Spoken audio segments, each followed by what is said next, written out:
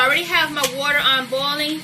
I'm going to go ahead and I'll wash my seaweed off, and then I'm going to pop it into the water. So I have my seaweed inside of my hot water. You turn the water off after it starts boiling, and then you put your seaweed inside, okay? And so now I'm just going to cut up all of my ingredients that I'm going to be putting inside of my container to make my broth, okay? So I'm just going to chop the ends off of my onion. Then I'm gonna dice this up really good. I don't have the chef hands where they go ba ba ba ba ba ba ba. So I just go ba ba ba ba. So this is a medium-sized shallot. We just want it like that, right? And so we're gonna take this and put it in here. We're not going to put the onion in. The onion is going to be used to saute inside of the pan before we put in our greens. And same thing with the pepper. So we're going to where my spoons. My eyes are starting to burn from my onions. My grandmother had taught me this trick, but I don't have them near me right now to burn like 2 matches and put them in the edge of the mouth, because the sulfur from the smoke, it'll keep your eyes from watering. So I just put in my ginger. And now I'm going to dip out my onion powder. This is a half of a teaspoon that I have here. So there's 1/2. That makes 1 teaspoon. And then there's 1.5 teaspoon. And now we'll get the cayenne pepper. And remember, it's just 1/4 teaspoon of the cayenne pepper.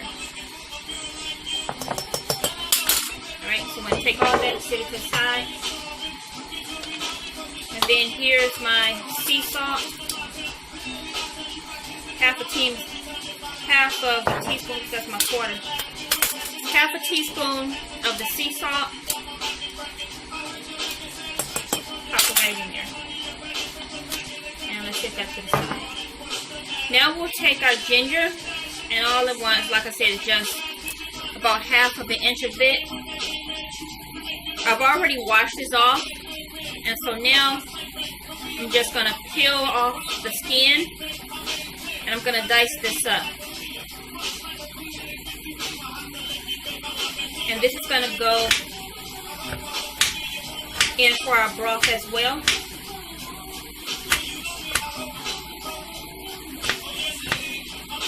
Ginger smells so good, and it just brings out the extra taste, the flavor in the seaweed, because after you've made your broth and the seaweed's been sitting inside this broth for a while, you pick up that seaweed and bite into it, all the flavors are going to be inside of that seaweed, and it is very yummy.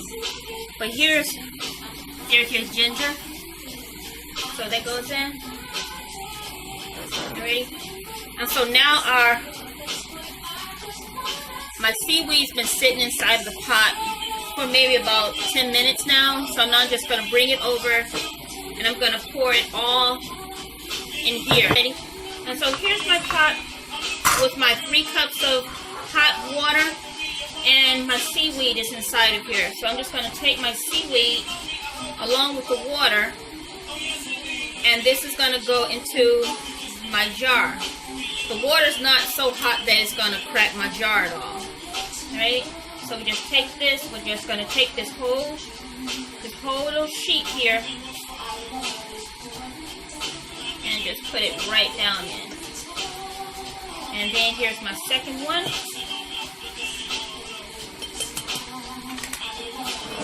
And the water, well, you're not going to be able to see it. It's actually a color of green.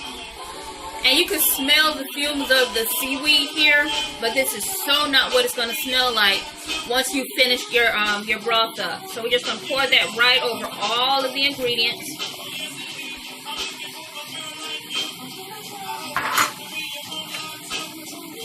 And I'll stir that around. I'm not going to put the lid on it, at least not yet. And I'm not going to sit inside the refrigerator just yet either.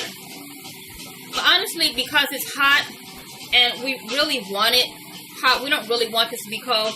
If you're making a broth for like maybe tomorrow or like a few days later because you know you're going to need your broth, then of course you're going to have this sitting inside the refrigerator.